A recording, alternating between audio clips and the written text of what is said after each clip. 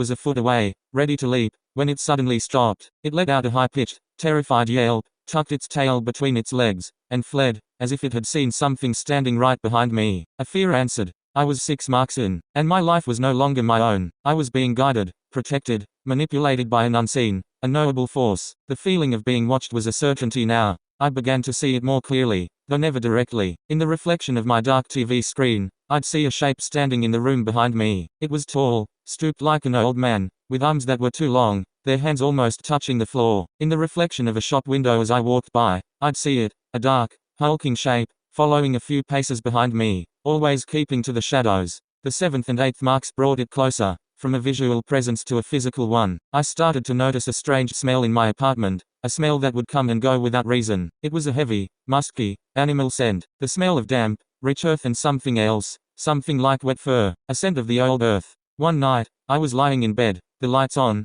my nerves a raw, jangled mess. I was drifting in that grey space before sleep when I felt something brush against my outstretched hand. It was a coarse, bristly feeling, like touching a thick, wiry animal pelt. I snatched my hand back with a choked cry, my heart exploding in my chest. I was alone in the room. There was nothing there. A touch of...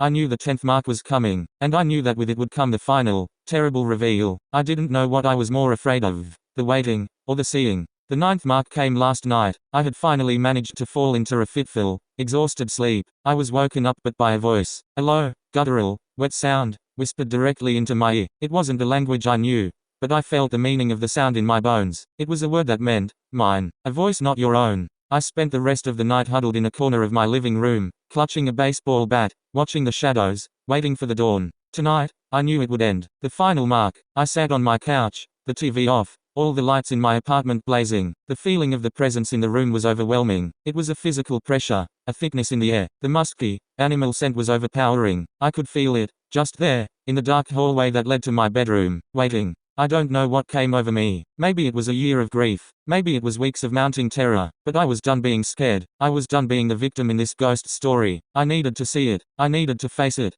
Okay, I said, my voice a shaking, defiant whisper to the empty air. I know you're here. Show yourself. The air in the hallway seemed to shimmer, to darken. A shape began to resolve itself out of the gloom.